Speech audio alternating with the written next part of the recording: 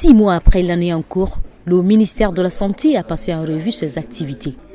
De la couverture vaccinale aux interventions médicales en lien avec la fente labiale et la biopalatine, aux performances du système de santé, tout était présenté de fond en comble. Tout de même, le ministère se félicite du progrès dans la couverture vaccinale. Si les résultats de l'enquête de couverture vaccinale, il y a une nette amélioration par rapport à 2017 et ça c'est grâce aussi à l'appui de tous les partenaires parce que là on a une chaîne de froid, on a 86% de couverture de chaîne de froid dans tout le pays et c'est avec l'appui des partenaires. Si on a tout le matériel qu'il faut, je pense que la vaccination se passe dans de très bonnes conditions.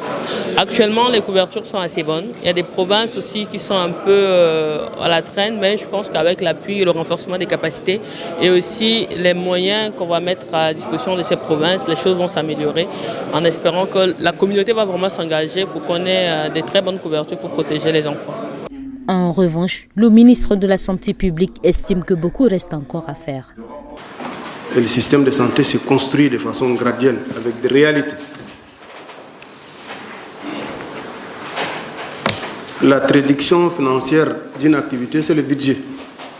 Tant que vous n'avez pas de ressources, vous ne pouvez pas réaliser une activité. Et je crois que les indicateurs sont maintenant, la plupart sont en vert. Il y a des défis et des obstacles, ce qu'on appelle communément le goulot d'étranglement. Mais je dis souvent que le système de santé, pour qu'il devienne performant, il faut qu'il soit intégré et décentralisé pour toucher ou bien rapprocher la population vers les services de santé. C'est ce que nous sommes en train de faire maintenant. Cette activité a réuni quelques autorités traditionnelles, des conseillers nationaux et les directeurs des structures sanitaires. À travers cette assemblée générale, l'association professionnelle pour la sécurité transfusionnelle au Tchad prend véritablement forme. Et ce sont ces hommes issus du secteur de la santé, dont les médecins, les infirmiers et biologistes qui détiennent sa destinée. Siriabe Payang est leur président. Je mesure déjà l'ampleur du défi et de la tâche qui sont miens. Celui d'engager le processus de reconnaissance de notre chère association et de la rendre plus opérationnelle, visite et serviable. Nous ne pourrions atteindre notre objectif que dans une synergie d'action, dans l'entente d'une l'implication de tous, membres, services de l'État concerné. Au Tchad, la population est réfractaire aux dons de sang et cela constitue un problème majeur de santé publique. Ainsi, cette association est née dans le but de contribuer à améliorer de manière durable la sécurité et la qualité des pratiques de transfusion sanguine dans les structures sanitaires du Tchad, tout en sensibilisant et en faisant la promotion du don de sang. Entamons l'actualité en bref dès ce samedi par cette information. Le Premier ministre Alamay Alina a visité ce 3 août la digue de Walia dans le 9e arrondissement. Cette deuxième visite du chef du gouvernement en moins de 2 mois sur le chantier de la digue a pour objectif d'inspecter et d'évaluer l'avancement des travaux.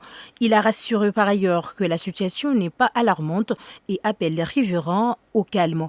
Les travaux avancent malgré les difficultés saisonnières et le gouvernement fera tout pour protéger la population des éventuelles catastrophes, rassure le Premier ministre. Le gouverneur de la province de la Tandilé, Ado Mustafa Brahimi, a lancé ce samedi 3 août les travaux d'aménagement du tronçon Laïbéré, long de 18 km. Cette initiative vise à rendre cette route praticable pendant la saison des pluies, facilitant ainsi l'accès à la capitale de l'or blanc. Les associations des femmes, les veuves, les jeunes et les autorités locales se sont tous mobilisés pour soutenir cette action bénéfique. Pour finir, un attentat suicide du groupe extrémiste Shebab, suivi des tirs d'armes à feu, a fait au moins 32 morts et de nombreux blessés sur une plage fréquentée de Mogadiscio en Somalie. Le kamikaze s'est fait exploser avant que des assaillants ouvrent le feu sur la plage du Lido. Les autorités somaliennes ont qualifié les assaillants de kharjites et ont tué 5 membres du groupe Shebab. Ici, dans le carré 2 du quartier d'Embe, Impossible de traverser malgré le groupe électrogène pour pomper les eaux stagnantes. Des concessions détruites, des axes enclavés. Voici ce qui reste du carré. Des habitants se retrouvent du jour au lendemain sans abri. On ne peut déjà dire que merci, mais qu'on nous cherche plutôt une solution. La solution n'est pas pour ces groupes. Regardez les femmes, regardez les enfants, regardez les maisons cassées. Vous voyez tout ça? Hein? Est-ce que si on s'entraîne seulement à ces groupes-là, l'eau là va partir, l'eau ne partira pas? Mon message à l'endroit de l'État tchadien, c'est de venir rapidement secourir ceux que leurs maisons ont été écoulées par les eaux de pluie et voir dans quelle alternance pour les aider après la saison pluvieuse. Parce que ces gens-là, pour le moment, ils souffrent beaucoup. Après un constat dans plusieurs sites détruits, le maire du 7e arrondissement compatit avec les victimes en leur promettant une aide. Par rapport à Gozoal, ce que tu as parlé, immédiatement, je vais instruire le secrétaire général ici présent. Il va avec vous, s'il y a des gasoil manqués, il va vous amener mettre pour sortir de l'eau. Et j'ai là, vous prenez son contact. Il y a Dorsouma là, notre technicien. S'il y a des manques de gasoil, il faut nous contacter. Il ne faut plus encore cotiser sur les populations souffrantes. Ils cherchent à dormir là où il va. C'est acheter les toits pour dormir, pour encore acheter. Moi, je ne vais pas tolérer ça. Des moustiquaires ont été remises aux victimes et des instructions ont été données aux chefs des carrés afin de faciliter le drainage des eaux au niveau des circonscriptions. Il rationne 20 000 francs CFA par jour pour ces 4 femmes. Pourtant, il y a quelques années, ici à Donia, Saleh Oumar Tahir ne dépassait pas la barre des 5 000 francs CFA par jour pour nourrir sa famille de plus de 40 enfants. Aujourd'hui, impossible de nourrir ses bouches avec ce montant. Le 1000, entre-temps, on achetait le sac à 5 000, voire 6 000. Mais aujourd'hui, il est monté jusqu'à 30 000, 40 000 le sac. Pour une famille de 5 personnes, il faut nécessairement rationner 5 000 par jour. Pour moi, c'est moins grave parce que je cultive moi-même le mil pour nourrir mes enfants. C'est comme ça que je m'en sors. Depuis les terribles inondations qui ont secoué la ville en 2022, en plus des déplacés internes et des retournés dus aux multiples conflits enregistrés dans la région, l'inflation s'est installée. Malgré ces terres fertiles, la commune de Donia, dans le Logone oriental, n'est pas épargnée.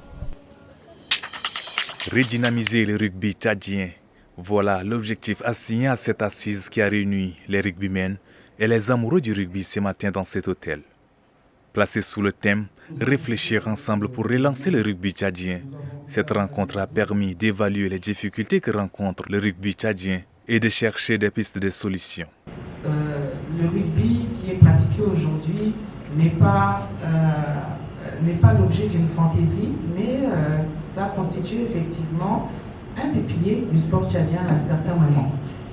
Et si aujourd'hui nous sommes ensemble, c'est déjà qu'il faille se retrouver, qu'il faille se restituer, qu'il faille donc ensemble, comme le dit le slogan de l'affiche, réfléchir ensemble pour relancer la discipline. Et ça, on ne peut le faire que dans l'inclusivité. Cette assemblée est donc un espoir pour la Fédération tchadienne de rugby de trouver une issue favorable à ces sports peu pratiqués au Tchad.